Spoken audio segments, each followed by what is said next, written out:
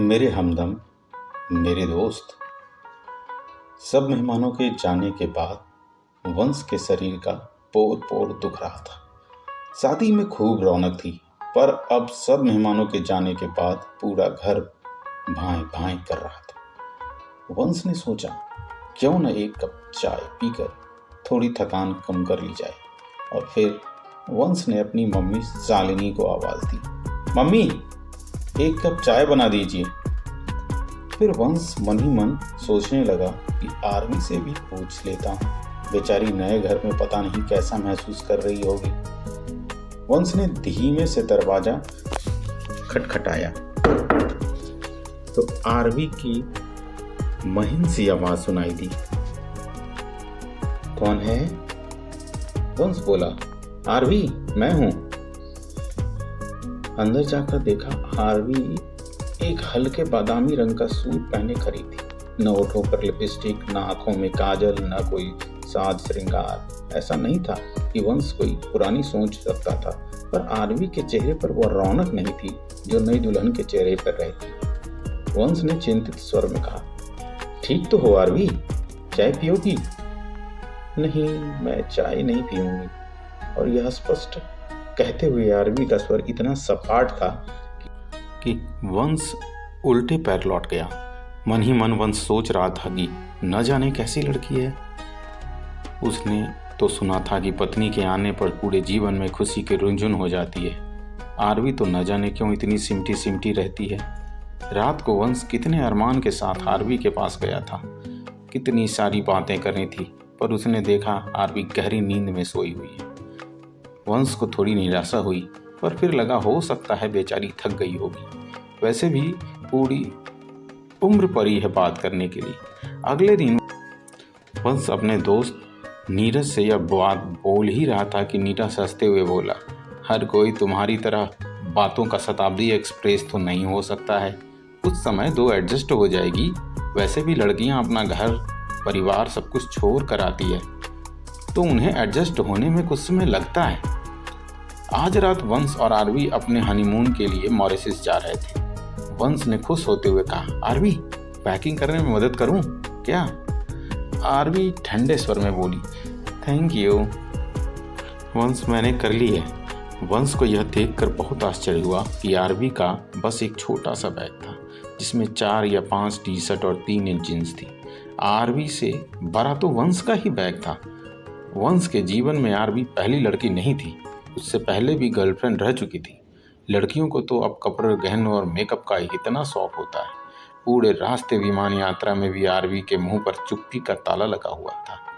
वंश तो आरवी की सादगी पर पहले दिन से ही मोहित था। उसके होठों पर छोटा सा काला तिल, थोड़ी सी उठी नाक, हंसते हुए गालों पर पड़ते गड्ढे, उठे हुए चिकबास और लहराते काले घुंघराले बाल। आरवी का रूखापन उसे समझ नहीं आ रहा था। मॉरिशस में होटल के कमरे में पहुंचकर आरवी ऐसे सहम गई जैसे वंश उसका पति नहीं, कोई अजनबी हो। वंश ने सोचा शायद आरवी हनीमून में थोड़ी खुल जाए। रात को आरवी बाथरूम से नहा कर निकली तो बच्चों जैसा नाइट सूट पहनी थी। वंश का सर्वांग जल उठा। वंश झुंझला कर बोला, आरवी, तुम्हें शादी का मतलब पता है या नहीं? आरवी कुछ न बोली, पर उसकी आंखों से टप टप आंसू गिरने लगे। वंश घबरा गया और बोला, आरवी, मेरा वह मतलब नहीं था, सॉरी, मैं तुम्हारा दिल नहीं दुखाना चाहता था, पर तुम मुझसे इतनी दूर क्यों रहती हो? आरवी धीरे से बोली, वंश, मुझे कुछ टाइम दे दो। वंश ने कहा, आरवी, मैं तैयार हूं, पर थोड़ा मुस्कुरा तो दो। हनीमून में भी दोस्ती की कोशिश मैं ही कर रहा था। आरवी वहां होकर भी नहीं थी। वंश को समझ नहीं आ रहा था कि वह क्या करे, किससे बात करे। दोस्तों से बात करेगा तो वे उसका मजाक उड़ाएंगे कि वह अपनी बीवी को काबू में नहीं रख पाया है। आरवी का बर्फ जैसा ठंडा व्यवहार वंश को अंदर तक जला देता था। वंश जैसे ही रात में आरवी के करीब जाने की कोशिश करता, आरवी की गिग्गी बच जाती। वंश को ऐसा महसूस होता जैसे वह बलात्कारी हो। वंश का मन सिहर उठता और वह आरवी को परे धकेल देता। कभी वंश को लगता कि आरवी के मम्मी पापा से बात करे या उसकी सहेलियों से कि क्या आरवी को कोई समस्या है। मॉरिशस से सीधे वंश और आरवी मुंबई चले गए, जहां वंश की नौकरी थी। अगले दिन वंश के ऑफिस जाने के बाद आरवी ने घर की कायाकल्प ही कर दी थी। वंश जब घर लौटा तो चकित रह गया। आरवी की चुप्पी तो नहीं टूटी थी, पर वह घर में वंश के साथ रच बस गई थी। एक दिन वंश आरवी से बोला, घर की याद आ रही है क्या? तुम शादी के बाद एक बार भी अपने घर नहीं गई हो। तुम्हारी पगफेरे की रस्म भी होटल में ही कर दी गई थी। आरवी ने कहा, नहीं वंश, मैं ठीक हूँ। वंश को याद आया कि आरवी को उसने कभी अपने घर बात करते नहीं देखा, और न ही वह और लड़कियों की तरह सारा दिन अपने मोबाइल में लगी रहती है। रात के 8 बजे थे। वंश अभी तक दफ्तर से नहीं आया था और आरवी बेचैनी से वंश की प्रतीक्षा कर रही थी।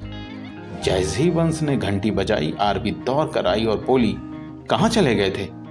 वंश मुस्कुराता हुआ बोला, आरवी कपड़े बदल लो, चलो आज डिनर करने बाहर चलते हैं। आरवी एक सादा सा कॉटन का सूट पहनने के लिए निकली थी। तभी वंश बोला, रुको। फिर सिफॉन का मैरून कलर का गाउन निकालकर आरवी को दे दिया और साथ में मोतियों का एक सेट। जब आरवी तैयार होकर आई तो वंश बोला, आरवी आज इतनी सुंदर लग रही हो, आंखें नहीं ठहर रही है मेरी। आरवी शर्माते हुए बोली, वंश तुम कुछ भी बोलते रहते हो। वंश कार ड्राइव करते हुए सोच रहा था, शुक्र है कम से कम आरवी हंसी तो। डिनर करते हुए वंश ने आरवी से उसके शौक और दोस्तों के बारे में बातचीत करी, पर परिवार की बात करते ही आरवी चुप हो गई। वंश को इतना तो समझ आ गया था कि बात तो है जो आरवी के परिवार से जुड़ी है। 1 माह बीत चुका था। आरवी बोलती तो अब भी कम थी, परंतु इस जीवन में रच बस गई थी। वंश की पसंद नापसंद को आरवी जान चुकी थी। खाने में क्या बनाना है जैसे छोटी सी बात को भी वो वंश से 10 बार पूछती थी। कोई भी फैसला आरवी अपने आप से लेने में सक्षम नहीं थी। वंश धीरे धीरे आरवी को घर के साथ साथ बाहर के काम की भी जिम्मेदारी देने लगा था। जो आरवी घर से बाहर पैर निकालने से पहले 10 बार झिझकती थी, अब वह मुंबई के हर कोने से परिचित थी। परंतु आरवी और वंश का रिश्ता अब भी उतना ही औपचारिक था। देखते ही देखते करवा चौथ का त्योहार आ गया था। वंश ने आरवी के लिए मम्मी के कहे अनुसार साड़ी, गहने और चूड़ियां ले आया था। करवा चौथ से 1 दिन पहले वह शाम को ही आ गया था। उसने आरवी को कुछ नहीं करने दिया। उसके हाथों में मेहंदी लगवाई और रात का खाना बाहर से पैक करवाया। रात में वंश ने आरवी को अपने हाथों से खाना खिलाया तो आरवी बोली, वंश आई एम वेरी हैप्पी। वंश बोला, आरवी मैं कब हैप्पी बनूंगा? आरवी वंश की बात पर ठिठक गई। करवा चौथ की रात को आरवी इतनी सुंदर लग रही थी कि वंश अपने आप को रोक नहीं पाया था। पर आरवी के बर्फ जैसे ठंडे शरीर को बाहों में लेते ही वह सिहर उठा। अब तो वंश को ये लगने लगा था शायद वही नामर्द है, जिस कारण आरवी को वो उत्तेजित नहीं कर पाता है। वंश इतना परेशान हो चुका था कि उसने फैसला कर लिया कि वह 3-4 दिन के लिए गोवा चला जाएगा। जब उसने आरवी को बताया तो आरवी अपना सामान भी रखने लगी। तभी वंश बोला, आरवी मैं जा रहा हूँ, तुम नहीं। तुम तो मेरी छाया से भी दूर भागती हो, तो तुम यहाँ पर ही अपनी खुद की कंपनी एंजॉय करो। आरवी को वंश से यह उम्मीद नहीं थी, पर वो क्या बोलती। गोवा से जब चौथे दिन वंश लौटा तो आरवी वंश से बोली, देखो मैं बुरी ही सही, पर तुम आगे से मुझे छोड़कर मत जाना। पता है मैं तुम्हारे बिना कितना अधूरा महसूस कर रही थी। आरवी तुम तो एक रोबोट हो, तुम्हारे अंदर को संवेदना नहीं है, पर मैं एक इंसान हूँ। मैं तुम्हें प्यार करता हूँ, पर मैं अपनी शारीरिक ज़रूरतों का क्या करूँ? क्या तुम किसी और से प्यार करती हो या मैं तुम्हारे लायक नहीं हूँ? आरवी बोली, वंश ऐसा नहीं है, मैं ही तुम्हारे लायक नहीं हूँ। यह शादी मेरी गलती की सज़ा है, वह गलती जिसे मैंने जानबूझकर नहीं बल्कि अनजाने में किया था। अचानक आरवी ने यह कहकर अपनी जीभ काट ली। वंश सख्ते में आ गया। क्या यह शादी आरवी के लिए सजा है? वंश को एकाएक बहुत तेज गुस्सा आ गया। मन करा कि आरवी से पूछे, जब शादी का मन ही नहीं था तो क्यों उसकी जिंदगी खराब कर दी। आरवी के मुंह से बात तो निकल गई थी, पर उसे समझ आ गया था कि वंश आहत हो गया है। शाम को जब आरवी वंश के लिए चाय लेकर आई तो चुपचाप उसके पास बैठ गई और बोली, वंश, मैं आपको दुख नहीं पहुंचाना चाहती थी। आरवी, मुझे पूरा सच जानना है। मुझे इस जबरदस्ती के रिश्ते से मुक्त कर दो। आरवी भर्राई आवाज में बोली, वंश, पूरा सच जानकर आप मुझसे नफरत करने लगोगे। शायद मुझे घर से भी जाने कह दो। वंश, मैं आपको खोना नहीं चाहती हूँ। यह घर मुझे अपना लगता है, आप मुझे अपने लगते हो।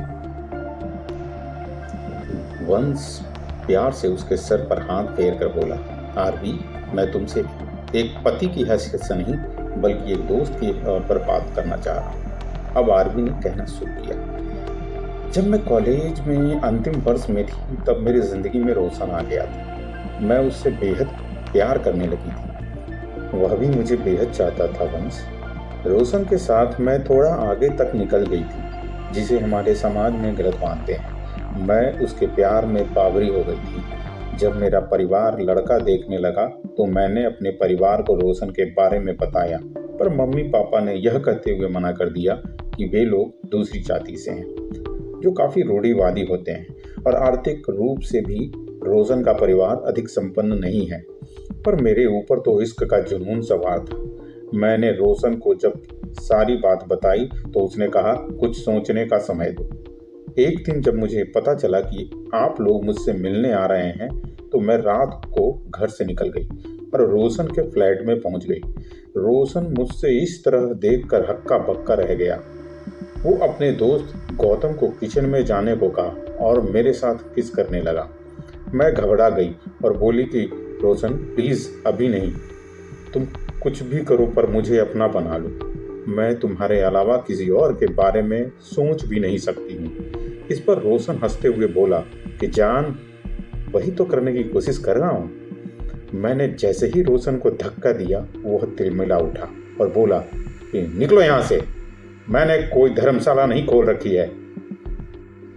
जाकर पहले सेक्स एजुकेशन लो, फिर शादी वादी के बारे में सोचना। निहायत ठंडी हो तुम। पहली बार भी तुम एक लाश की तरह पड़ी रही थी। जब मैं रोशन के हाथों अपमानित होकर अपने घर पहुंची तो मम्मी ने मुझे आड़े हाथों लिया। भैया ने 3-4 थप्पड़ लगा दिए। पापा मुझसे नफरत भरी नजरों से देख रहे थे। सबने मुझे चरित्रहीन और गिरी हुई लड़की मान लिया। किसी ने मुझसे बात नहीं की। मैं अंदर ही अंदर घुट रही थी। चाहती थी कोई तो मुझसे बात करे, मेरे साथ मेरे दर्द को बांटे। वंश, मेरी गलती बस इतनी ही थी कि मैंने रोशन पर भरोसा किया। पर कभी लगता है मैं बेवकूफ़, मुझे कोई फैसला लेना ही नहीं आता।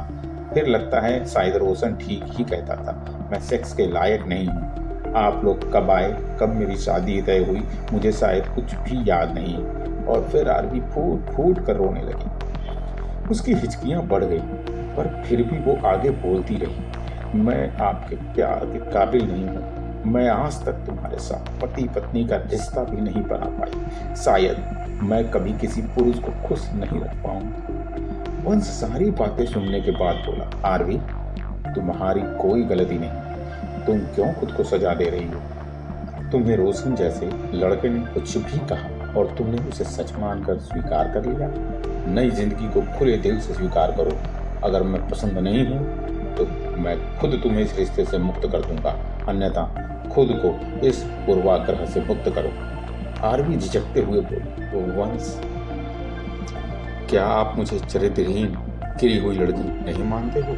आरवी, उस हिसाब से तो मैं अधिक चरित्रहीन हूँ, क्योंकि मेरी जिंदगी में भी तुमसे पहले 3 लड़कियां आई थी। आरवी भी फिर सहमते हुए बोली, अगर मैं आपको पूरी उम्र पत्नी का सुख नहीं दे पाई तो? आरवी, मेरे लिए तुम्हारा प्यार और सम्मान शारीरिक नज़दीकी से अधिक जरूरी है। फिर डॉक्टर्स, इस मर्ज की दवाएं, सब अतीत से मुक्त करके पहले मुझे खुले दिल से अपना कर पहले अतीत के पन्ने को फाड़ दो। और इसका एक ही तरीका है, रोशन और अपने परिवार के साथ साथ खुद को भी माफ़ कर दो।